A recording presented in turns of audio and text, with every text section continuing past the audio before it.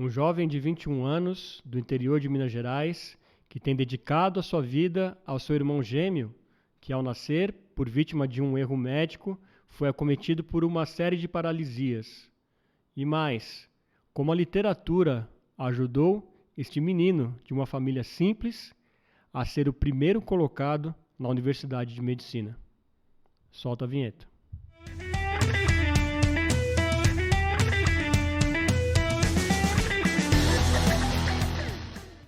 Dia, tarde, noite, seja o que for, seja muito bem-vindo aqui a mais um episódio do podcast Ponto de Fala. Isso mesmo, sempre com pontos de vista que merecem um ponto de fala. Antes da gente começar mais um papo super inspirador, eu vou pedir, por favor, se inscreva aí no canal, não custa nada, não dói nada e nos ajuda muito aqui a continuar levando essas histórias maravilhosas, transformadoras para vocês, que são nossa querida audiência todas as terças e quintas às 18 horas. Sem perder mais tempo, hoje a nossa conversa, como eu disse, já é muito inspiradora. A gente vai conhecer a história de um menino, sim, posso dizer que ele é muito jovem, você vai conhecê-lo aqui, e que tem transformado a sua vida e de outras pessoas a partir da leitura. Mas não para por aí, você vai entender todo esse contexto, porque hoje o nosso convidado aqui é Daniel Dornelas. Daniel, seja muito bem-vindo, meu caro. Ei, Fernando, que alegria estar aqui no Ponto de Fala, cara. Muito feliz. Agora esse EA aí já te entregou. Fala pro pessoal de onde você está falando, então, Daniel. Minas Gerais, né? Terras mineiras, diretamente de Caratinga. O pessoal tem uma ideia, Caratinga está a que distância ali de BH? Caratinga está mais ou menos 300 quilômetros de BH. Tá, não é tão perto não. Não, é um chão, viu? É um chão. Agora É me diga, Daniel, logo ali de Mineiro. logo ali, né? Muito bom, Daniel. Eu quero começar a introduzir a sua história aí, né? Você tem até um perfil que é Lendo com Daniel, né? Mas eu queria que você trouxesse para você como que você entrou nesse contexto. Você é um cara super jovem, né? Acho que tem 21 anos, não é isso, Daniel? Isso mesmo. Isso. Então, conta pra gente como que você começou com essa, como que os livros, na verdade, começaram a ter impacto com você e como que você encontrou neles uma espécie de transformação.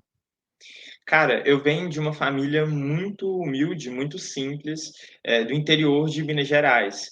E os meus pais, eles não tiveram a oportunidade de concluir o ensino médio no tempo certo, de estudar, de entrar na universidade, mas eles sempre me incentivaram muito a ler, a estudar, falavam que era o meu jeito de vencer na vida, que era Uhum, como eu conseguiria, sabe? E eles faziam, assim, o possível. A gente não tinha muito dinheiro, as coisas eram muito difíceis, mas sempre que eles podiam, eles compravam uns livrinhos e levavam para casa, sentavam comigo, me ensinavam a ler. E aí, quando eu entrei na escola, eu já tinha esse interesse, sabe, de estudar, de escrever, já sabia ler ali um pouquinho. E eu estudei em escola pública, e um lance muito legal da escola pública é esse interesse que as professoras têm de incentivar mesmo os alunos a gostar da leitura, levar uhum. eles para a biblioteca e abrir o livro, contar histórias e tudo mais. Isso foi me encantando, sabe?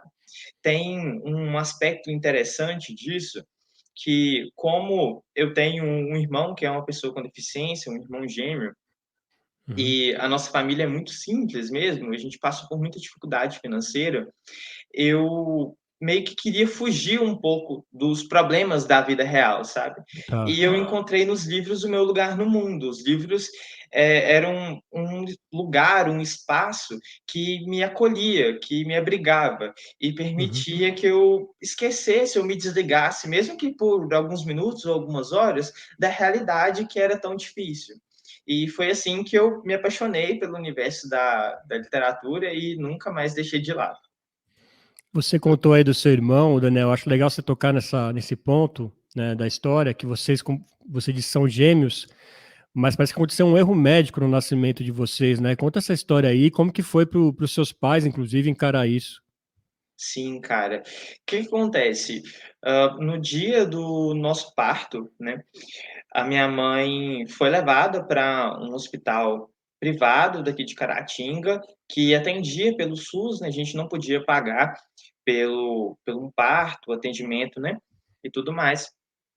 E lá, o médico que ficou encarregado de fazer o nosso parto, ele insistiu que fosse feito um parto normal de gêmeos. Mesmo a minha mãe sentindo, muita dor, o parto demorando, né, e ele insistiu e assim foi feito.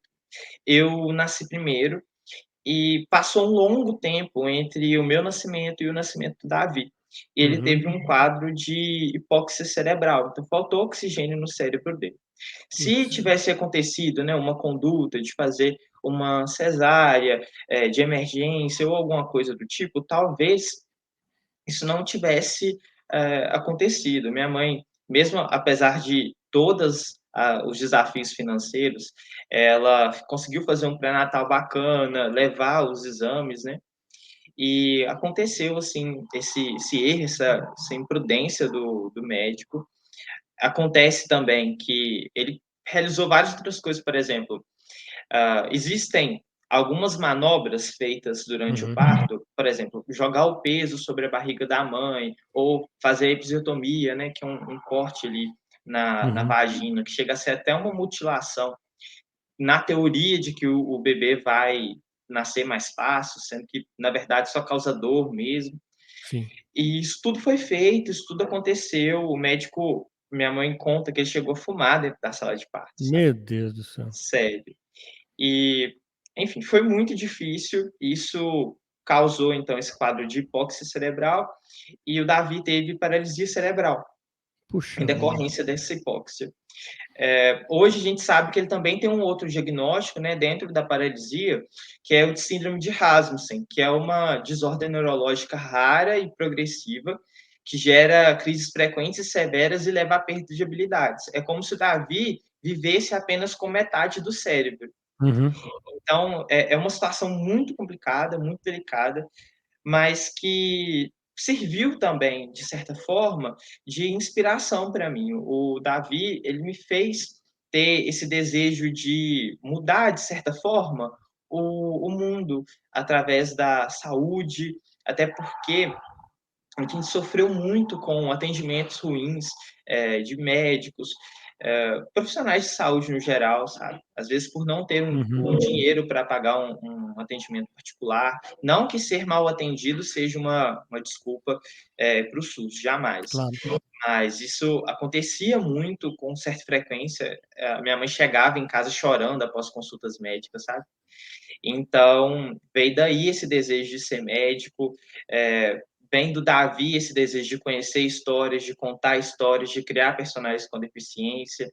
Então, muito do que aconteceu, embora tenha sido um erro ou uma fatalidade, isso serviu de impulso para que eu seguisse escrevendo a minha história de um jeito que vale a pena viver. E como que foi esse relacionamento com você, né, até com vocês, até aprofundando, você até conta, né, que você contava, lia para ele os livros, como que foi essa ligação, essa conexão que vocês, desenvolveram a partir da leitura? Uma coisa muito engraçada, Fernando, é que eu queria que o Davi fosse como eu. Eu não entendia o porquê que Imagino ele como criança, né. sim, É. e eu não entendi por que que ele era diferente. Eu lembro que no meu primeiro dia de aula, eu fui chorando para a escola, porque eu queria que o Davi fosse comigo. Ai, meu E Deus. aí, quando eu cheguei lá na sala de aula, tinha 2 colegas gêmeos. Hum. E eu fiquei o dia todo com uma estranheza, um sentimento ruim, sabe, de por que que comigo é diferente? Por que que eu não posso estar com meu irmão aqui? E eu queria que ele fizesse as mesmas coisas que eu, que ele tivesse uma vida igual à minha, que a gente pudesse correr junto, ir para a escola junto. Eu lembro de uma vez que eu fui assistir o desenho animado na TV, era a Liga da Justiça, um desenho que Sei. passava no SBT, e minha mãe colocava o Davi, assim, perto de mim. Então ela colocou um colchão no chão para a gente assistir TV.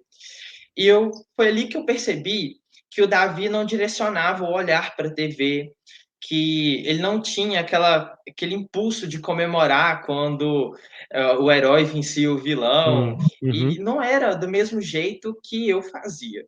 Então foi ali que eu comecei a perceber que era realmente diferente, a gente não Uhum. era igual, mas eu queria estar perto dele do jeito que fosse. para ser. Uhum, Então, mesmo que a gente não comemorasse junto, quando o herói vencia o vilão, eu queria que o Davi estivesse ali comigo. uhum. Eu contava para ele como era o meu dia na escola. Eu chegava da escola, a primeira coisa que eu fazia era cumprimentar ele, ir lá, sabe, dar um abraço, fazer um carinho. E a gente foi desenvolvendo uma conexão muito bacana, porque o Davi, ele não fala, né? Ele chegou a Tá. pronunciar algumas palavras, mas justamente pela síndrome, ele perdeu essa capacidade. Uhum. E acontece que a gente consegue se comunicar de um jeito diferente, pelo olhar, pelo sorriso que ele dá quando eu converso com ele. Eu sei que ele está feliz, eu sei se ele está sentindo dor, eu sei se tem alguma coisa incomodando. Então, nós fomos criando uma conexão que vem desde a infância, sabe? Um laço que foi só fortalecido. Apesar de ter ouvido várias vezes assim, que ele não vai passar dos 8 anos, dos 10 Aquele papo que anos. sempre tem, né? E isso foi muito doloroso, assim, essa coisa de crescer com um medo, sabe? Um medo da Uhum. perca, um medo da morte. Mas a gente aprendeu a aproveitar cada minuto, sabe? Nós percebemos que cada minuto importa e vem daí essa conexão. Que bacana e que bonito. Parabéns aí por ser esse irmãozão que a gente já, só de você contar aí, a gente já imagina como que é o dia a dia de vocês. Agora você falou que esse erro médico te inspirou a querer fazer uma transformação na saúde e trabalhar com isso. E você foi com tudo mesmo, né, cara? Fiquei sabendo que você ficou em primeiro lugar no vestibular. Conta aí como foi essa trajetória de você estudar e imagina, orgulho de todos à sua volta aí, né? Cara, a gente jamais poderia pagar para entrar na faculdade de medicina, assim, uma mensalidade integral e tudo mais. Eu sou o primeiro da família da minha mãe a entrar na faculdade. Olha. Então, foi um marco, assim, né, na nossa vida, na existência da minha família, sabe? O mais perto que as outras pessoas da minha família chegaram da medicina foi a minha bisavó, que era parteira. Ah, Então, assim, só tinha aquele conhecimento empírico, mas sim. já ajudava muitas pessoas. E eu carrego isso comigo, sabe? Esse desejo de fazer a diferença mesmo.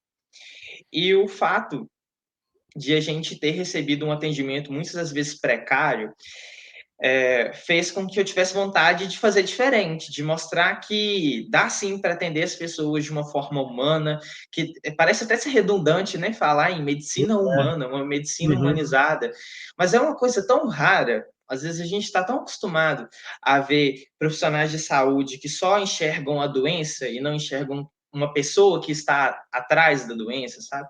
Às vezes você é até atendido, né, Daniel? Só interrompendo, né, que as pessoas vão ter esse contexto, né? Não importa na rede privada ou na pública, o cara tá com a cabeça baixa, só já anotando ali a sua, né, a receita para liberar logo o paciente.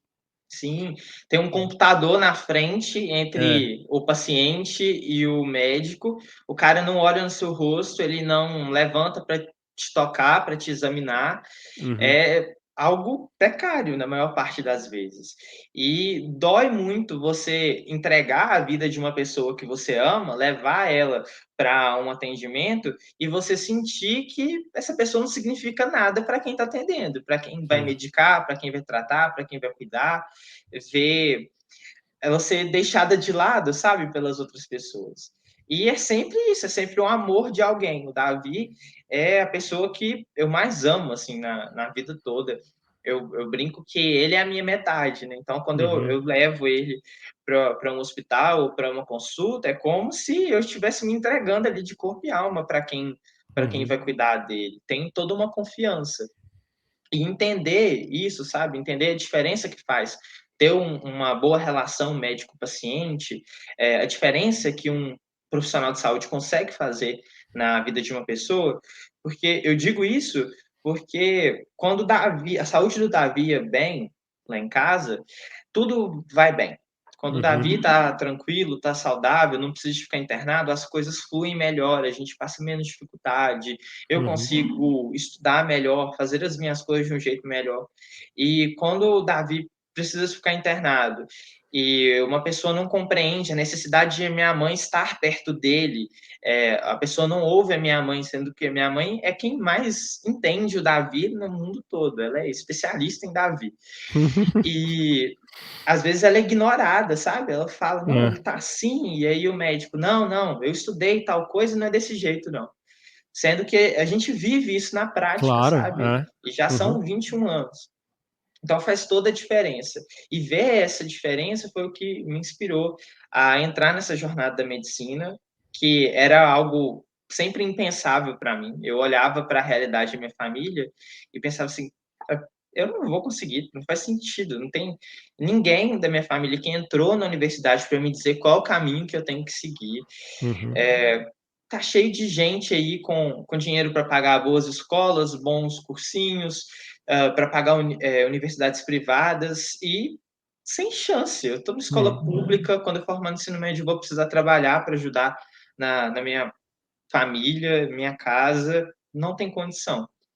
E nesse meio tempo, eu consegui o apoio de um professor que falou comigo assim, de uma forma muito sincera: se você não estudar um pouco mais, além do que a gente aqui na escola, estava em uma escola pública em Santa Bárbara do Leste, ele falou comigo assim: se você não se esforçar um pouco mais, não buscar ir além, você não vai conseguir. Se é ser médico que você quer, você vai ter que fazer diferente.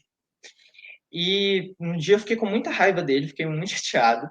Mas depois ele mesmo entrou em contato comigo e falou: olha, eu conheço alguém que trabalha em um cursinho e ele consegue te arrumar uma oportunidade de trabalhar lá, limpar chão, limpar cadeira, trabalhar na cantina e poder assistir às aulas. E aí eu encarei essa oportunidade, continuei estudando na escola pública e fazendo esse cursinho, estudando no tempo que eu não trabalhava.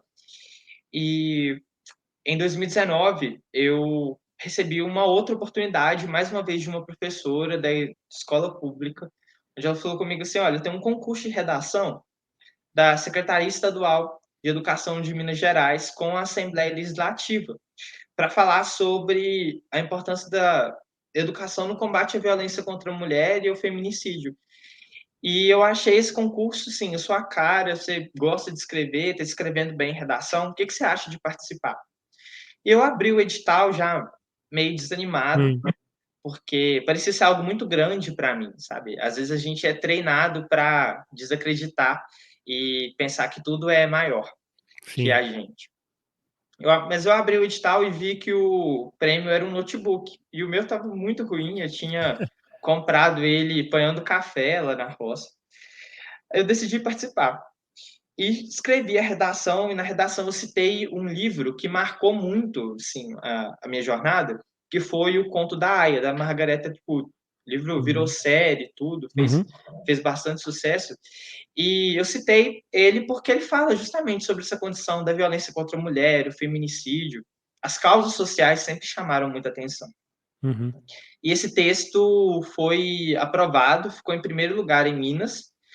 Eu fui chamado para participar do evento de premiação, ganhei um notebook, estou falando com você por ele. Por ele, olha aí, ó. E nesse dia eu recebi assim, uma proposta de uma universidade privada da minha região, me convidando para estudar lá, para estudar o curso que eu tivesse interesse, porque eles queriam chamar alunos da rede pública e oferecer oportunidade para esses alunos que estavam se destacando, e eu fui um dos selecionados Que justamente por conta demais. desse concurso, cara. Então, eu lembro que eu falei assim: tá bom, mas eu quero ser médico. Não, a gente sabe, você pode fazer medicina, você só vai ter que fazer o vestibular e ser aprovado. E eu fiquei super feliz, e depois veio a angústia, né? Mas, meu Deus, como assim? Eu vou ter que fazer o vestibular, vou disputar com um monte de aluno de escola particular. Será que eu tenho chance nisso? Fiquei muito angustiado, daí veio a pandemia e né, foi uma época muito difícil psicologicamente falando. Sim. Mas eu insisti, fui estudando em casa e fiz a prova, fui aprovado em primeiro lugar. E daí veio a alegria assim imensa, sabe? Foi aquela sensação de eu mereço estar aqui, esse espaço também é para mim. Uhum. Porque não foi aquela coisa, foi, ó, tá dado, mas tem o vestibular. E você fez ainda mais do que esperado de passar, ficou em primeiro lugar. O que você Sim, fez na hora, cara. cara? Conta um pouquinho da reação pra gente sentir um pouquinho como é que foi esse momento. Foi muito engraçado no dia, porque eu só sabia chorar. Eu só chorava, só chorava. E eu peguei o celular na hora, liguei para os meus pais e falei assim: deu certo, eu consegui passar. Eu passei em primeiro lugar. E aí começou aquele chororô, sabe? Todo Todo mundo mundo. chorando, emocionado. E eu liguei para minha professora, essa do concurso de redação, e a gente comemorou junto, ainda à distância, porque era a pandemia, então Sim. tinha essa diferença, sabe? Mas foi tão gostoso, foi tão emocionante. Então, na hora de fazer a matrícula, os meus pais me levaram na faculdade e Uhum. foi a primeira vez que eles entraram em uma faculdade. Então, Olha, isso foi o mais gostoso, sabe? Foi a sim. sensação de a gente estar entrando junto, de ser uma conquista nossa, um mérito nosso. Uhum. E a certeza de que era a educação que ia transformar minha vida e que a partir disso eu ia poder fazer a diferença na vida de outras pessoas, isso não tinha preço, sabe? Eu fico arrepiado Uhum. de contar, porque foi realmente um dia único na minha vida, um dia muito especial, porque foi a concretização de um sonho. E agora eu conto os dias para a formatura, sabe? Tem uma contagem Sim. no meu celular, fica assim, hoje faltam 1.403 dias, então eu já fico Que naquela demais, animação. cara. Pô, se a gente fica emocionado aqui só de ouvir você contar, imagina que momento sua família viveu. E agora, como que tá o curso? Você já tem aí uma especialidade que você está direcionando a sua carreira? Como é que tá? É muito engraçado isso, Fernando, porque eu gosto de tudo. A medicina me encanta, assim, em todas as suas faces. Eu ainda Uhum. não consegui encontrar uma especialidade que eu olhe para ela e falo, não faria isso jamais. Sim. Eu me encanto por tudo. Cada aula, cada estágio me deixa apaixonado. Então, eu Uhum. aproveito intensamente. Eu peço os professores para me levarem nos atendimentos por fora da faculdade. Então, eu vou para a UTI, eu vou para o presídio, eu vou para o atendimento domiciliar, para a atenção básica à saúde. Sim. Eu aproveito cada detalhe, assim, cada Uhum. segundo para mim importa. Tudo que eu posso aprender e aproveitar daquele momento é incrível. Uhum. Hoje eu sou muito apaixonado pela atenção primária Tá. à saúde. Eu acho que faz uma diferença muito grande, assim, ter uma atenção primária fortalecida, ter um sistema único de saúde forte. Eu vejo que isso faz a diferença no mundo Uhum. e que a gente precisa acreditar no SUS, investir no SUS. Sim. Mas eu também sou encantado com neurologia, provavelmente pela vivência com Davi, Claro, né? claro. Então, Uhum. neurologia infantil talvez seja uma boa possibilidade. E outra coisa que me encanta demais é cuidados paliativos. Eu Tá. acho assim que muito importante a gente poder pensar cada vez mais na qualidade de vida, mas também na qualidade de morte, sabe? Sim. Essa é a única certeza da existência humana depois do nascimento. E o Brasil investe muito pouco nisso. A Uhum. qualidade de morte dos brasileiros é muito ruim. Eu vejo que a gente precisa de mais profissionais interessados em se capacitar, em investir mesmo a formação, aproveitar a formação para possibilitar que as pessoas tenham uma passagem mais leve, uma passagem com qualidade, tenham, além de vidas muito boas, uma morte boa. Uhum. Agora você tocou no ponto da educação, Daniel, e você estudou a vida inteira em escola pública. Eu não sei como que é no interior, mas ainda há muito preconceito nas grandes cidades de quem, o cara está na escola pública, eu preciso dar um jeito de qualquer maneira de ter um dinheiro para colocar meu filho na escola particular. O que que você diria, né, da importância da escola pública, dos professores que te ajudaram, como você citou aí? Enfim, você é um exemplo de que o ensino público foi fundamental para você estar onde está. Então, acho que a gente pode levantar um pouco dessa bandeira, né, de que a educação não é. Claro, a gente tem, acho que os nossos defeitos, né, como em toda cidade, em todo lugar do Brasil, mas ela ainda faz muita diferença para quem precisa dessa educação, né, Daniel? Com certeza. Eu falo que a educação pública salvou a minha vida, sabe, que se algo na vida me permitiu sonhar, foi a escola pública. Foi na escola pública que me disseram que eu precisava seguir em frente, que meus pais estavam certos, que eu Uhum. devia, ler bem, escrever bem, gostar de aprender, de conhecer. Foi a escola pública que me deu noções, assim, para seguir o meu caminho. Foi ali que eu encontrei apoio. Quando eu queria escrever um texto para publicar em um livro, eram as minhas professoras que corrigiam, eram elas as primeiras a ler. Hoje em dia, eu desenvolvo um trabalho de voltar a escolas públicas, de visitar essas escolas, já palestrei para mais de 1.000 alunos, sobre justamente esse poder da educação Uhum. pública. É, as pessoas têm um preconceito com o ensino público, uma crença de que ele é inferior, de que É. ele é só um quebra-galho, sabe? Algo que você só tem que cumprir aquele tempo, porque é obrigatório que uma criança, que um adolescente tenha acesso à educação, não porque é de fato importante. Então, existe essa crença.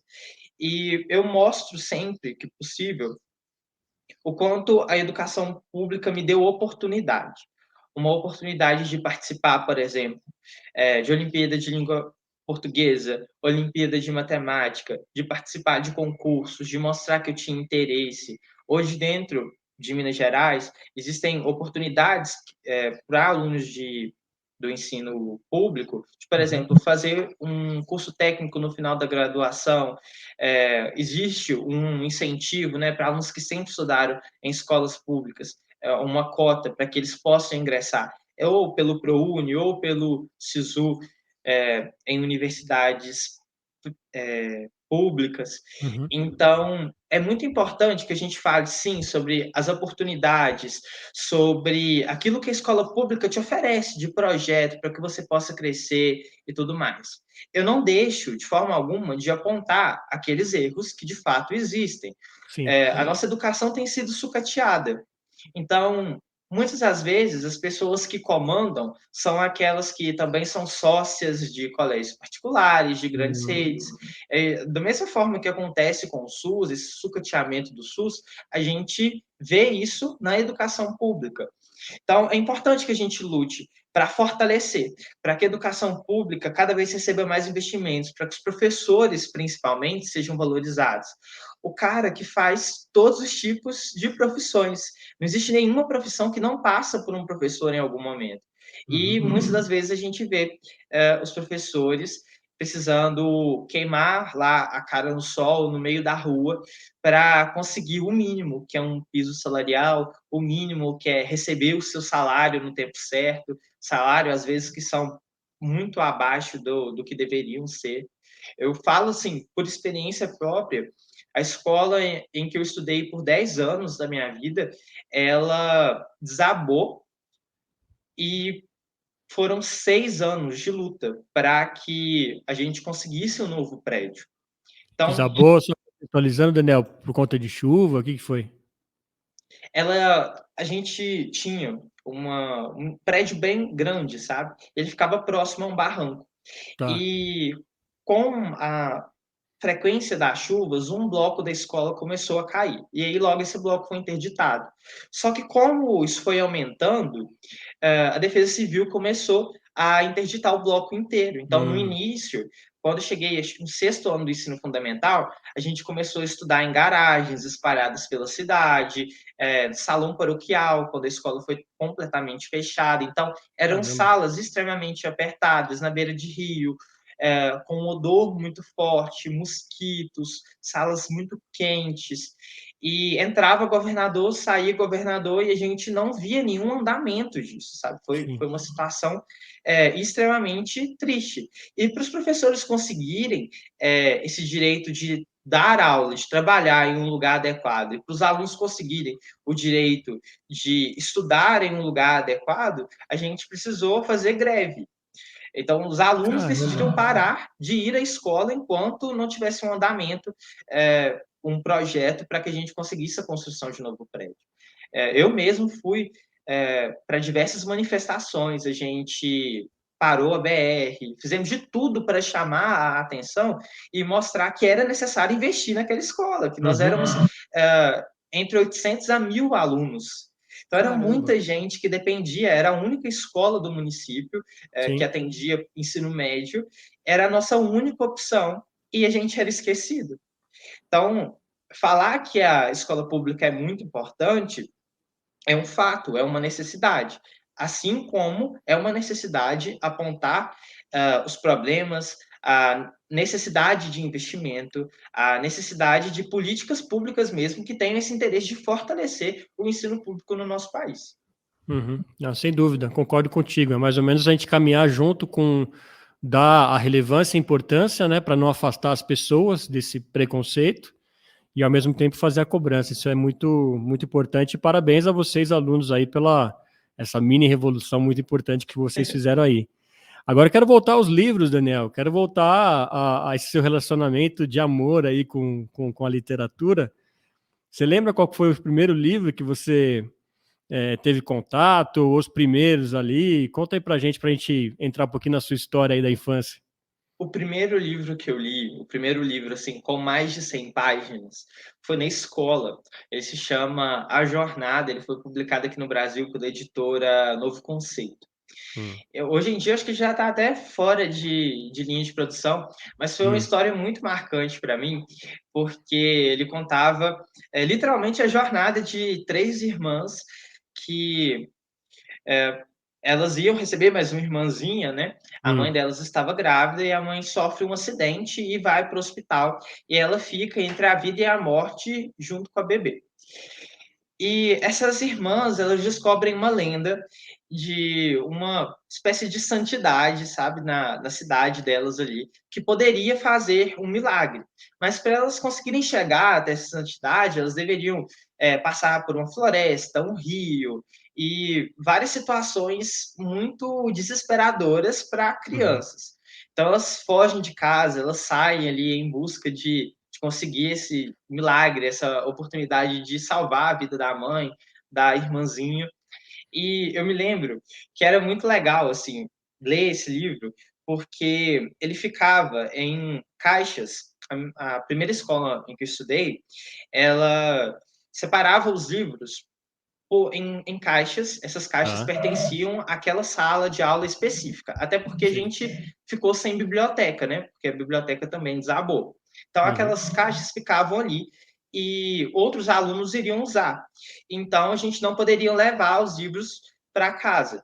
E uma vez na semana, a gente tinha um horário que era só de leitura. O professor de língua portuguesa chegava, levava aquela caixa e abria, os alunos podiam pegar o livro que quisesse, sentar ali e aproveitar todo aquele momento que seria uma aula normal, no quadro, para fazer uma leitura.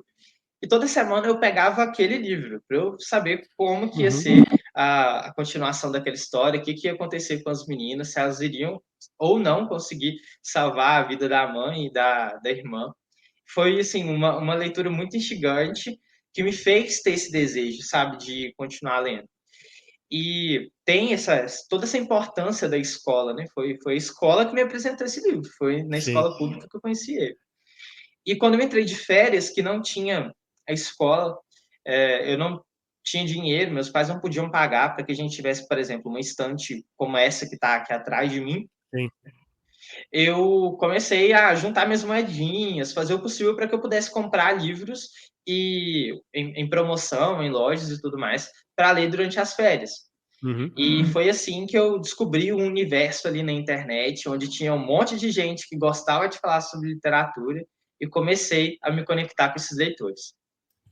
E aí que nasce o Lendo com o Daniel. Daniel, como que foi essa história aí? E hoje, o que você compartilha no canal?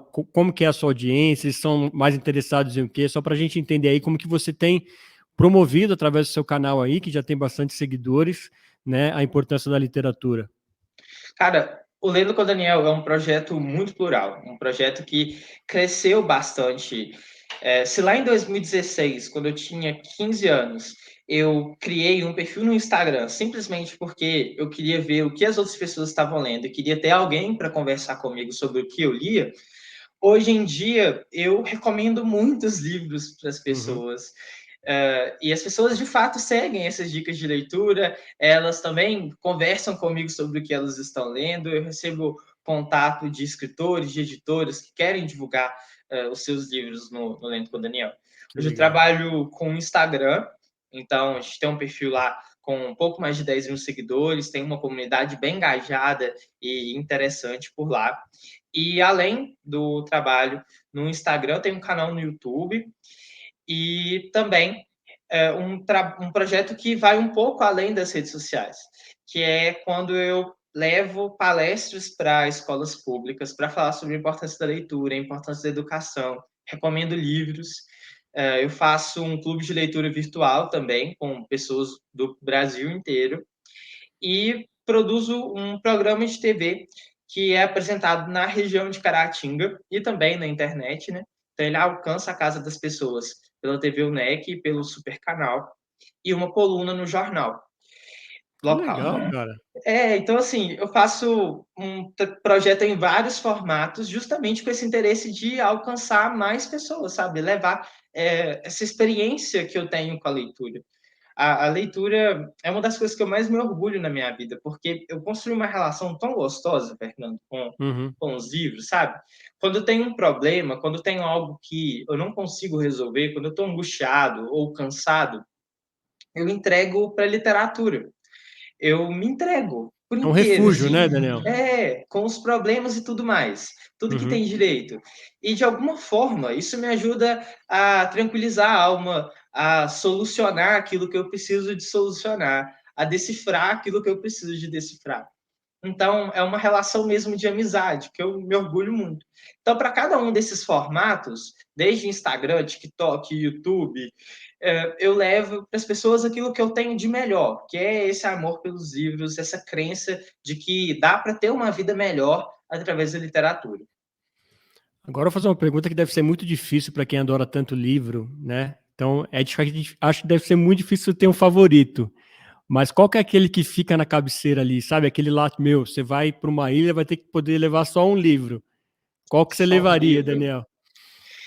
Cara, pensando em ir para uma ilha, eu acho que eu levaria um livro de um cara que já passou por aqui, que é o É, Alexandre Coimbra Amaral. O Alexandre, ele tem um livro que é o Cartas de um Terapeuta para os Seus Momentos de Crise, que para mim ele é um livro de consulta, sabe? É um livro que você tá. vai ir e vai voltar nele em diversas fases da vida, porque ele escreveu cartas, na verdade são cartas dos sentimentos para você, né? Então ele Uhum. escreve com o eu lírico aí dos sentimentos. Sim. Então, tem uma carta da saudade, uma carta da tristeza, uma carta da felicidade, do ciúme. Uhum. Então, acredito que é um livro para todas as situações da vida, que seria uma boa leitura para me acompanhar. Uhum. Mas tem também um outro que me encantou muito, que eu conheci há mais ou menos um ano aí, que se chama A Morte é um Dia que Vale a Pena Viver, da Ana Cláudia Quintana Arantes. Também é um livro que traz reflexões tão boas, Uhum. sabe, para a vida, principalmente porque ele fala sobre a morte, e falando sobre a morte, ele me ensinou muito mais sobre a vida, sobre a importância de aproveitar cada minuto, sobre investir naquilo que eu acredito e viver intensamente.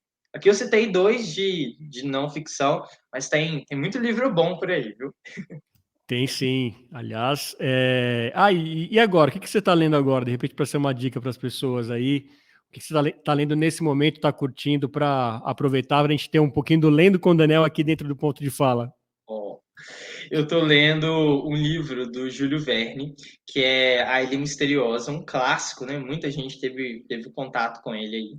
Estou lendo para conversar com os leitores do clube na reunião do último domingo de fevereiro, e a Tá. gente vai bater um papo aí sobre esse livro. Tem sido uma leitura muito legal, porque eu estou lendo agora o texto integral do livro.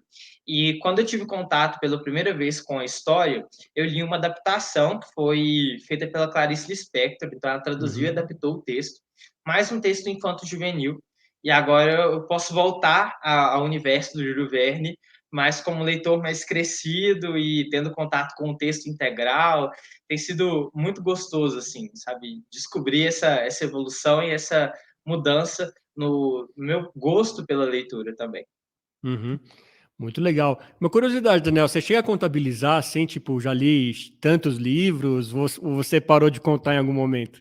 Cara, eu parei de contar, mas eu ainda tenho esse desejo, sabe, de fazer uma lista com todos os livros que eu li.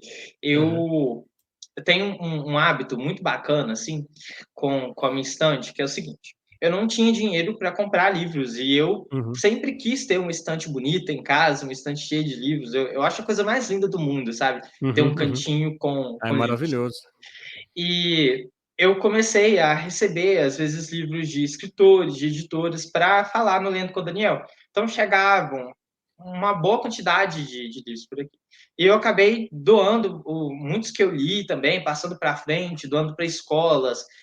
Eu faço uma coisa que eu acho legal, que é eu deixo um recadinho em um papel e deixo o livro, por exemplo, no banco da praça, no banco do ônibus, para quem Bacana. achar, levar para eles, sabe?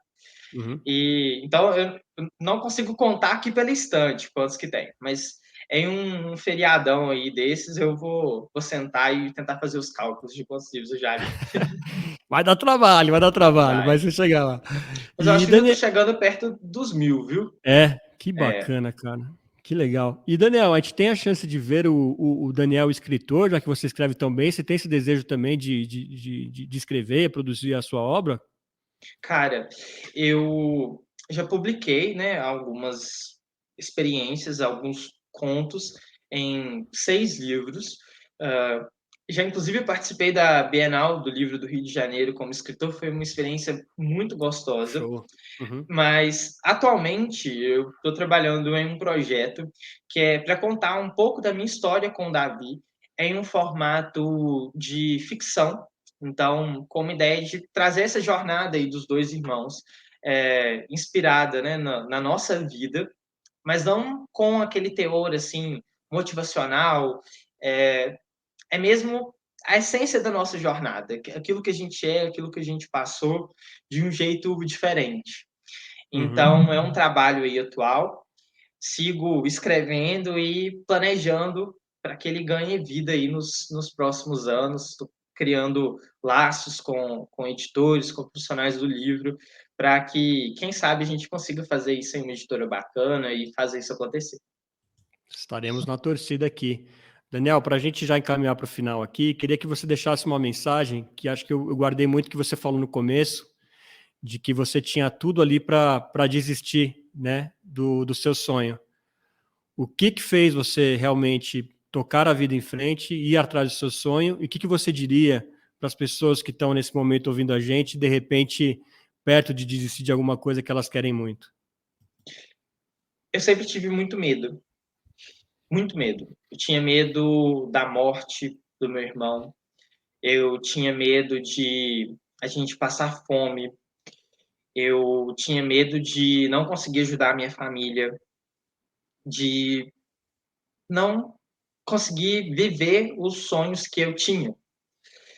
E, de alguma forma, esse medo me fez viver, me fez ter coragem de olhar para a vida e falar: é agora ou nunca. Eu preciso de fazer isso acontecer. Eu sei que não é só querer, assim, não, esse papo de é só querer e se esforçar, não é só isso. Existem várias condições que vão te fazer conquistar algo ou não.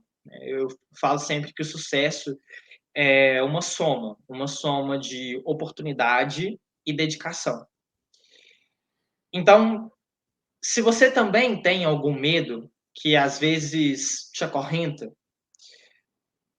tenha um desejo, uma coragem, mesmo que seja por um segundo, de quebrar essas correntes, de olhar para isso que tem te prendido, que tem te amarrado, e falar: eu sou maior que isso.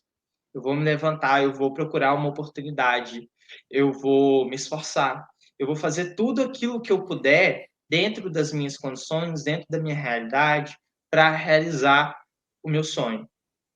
Falo que a gente pode sim mudar o mundo.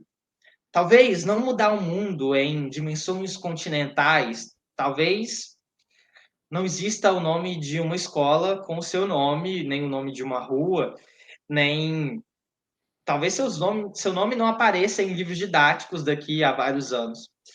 Mas se você transformar o mundo de uma pessoa, se você puder fazer diferença na vida de uma pessoa da sua família, de uma pessoa que você conhece, pode ter certeza que essa pessoa nunca vai se esquecer daquilo que você fez por ela. Então, vale a pena acreditar, vale a pena seguir em frente, insistir nos seus sonhos e aprender com a experiência das outras pessoas. O ponto de fala é um lugar desses, para você conhecer a experiência de outras pessoas, se inspirar e aprender. Poxa, Daniel, obrigado pela inspiração, cara. E parabéns por ser um ser humano com tão poucos anos de vida, mas já tão com tanta experiência bacana, com tanto impacto aí na família, mas uma pessoa que desde acho que se entendeu como gente, com o potencial que tinha, tem transformado o seu dia a dia aí com o objetivo de inspirar e transformar pessoas. Então, parabéns por isso. Vida longa a você, vida longa para o logo mais doutor Daniel Dornelas, e que a gente volte a se encontrar muito em breve. Amém, Fernando. Tenho certeza que esse encontro vai acontecer. Eu sou fã demais do projeto do Ponto de Fala e vou estar sempre aqui por perto, admirando, ouvindo os episódios, assistindo e incentivando para que mais pessoas conheçam o projeto de vocês. E quem sabe um dia a gente se encontra pessoalmente aí e grava um novo episódio. Isso, dê notícias quando vier aqui pelos lados de São Paulo, que a gente combina um encontro sem dúvida nenhuma. E Pode Daniel, deixar. para a gente fechar aqui, repete os seus canais, por favor, para o pessoal ter contato contigo. O pessoal pode me encontrar na internet através do @lendo com Daniel, no Instagram, TikTok, Twitter, no YouTube, youtube.com/, Daniel Dornelas. E vai ser um prazer conversar com vocês sobre literatura, educação. Falo lá também sobre a minha experiência com o Davi, sobre a nossa luta anticapacitista, essa luta contra o preconceito com pessoas com deficiência. E vamos que vamos. É isso aí, Daniel. Um abraço e um beijo aí para você e toda a sua família, viu? Um abração, Fernando. E obrigado você que acompanhou aí mais um episódio do podcast Ponto de Fala. A gente terminando aqui com os olhos cheios de lágrimas e muito felizes de ter compartilhado essa história linda do Daniel, né, que está apenas começando, né, um jovem que já fez tanto aí e tenho certeza que tem muito a inspirar e transformar nesse mundão. Então agora se inscreva no canal, peço isso a você, se inscreva no nosso canal, deixe o seu like, acione o sininho da rede social, assim a gente ajuda com esse movimento transformador nas redes sociais. Eu sou Fernando Tuller, esse foi o Ponto de Fala, a gente se vê no próximo, até lá.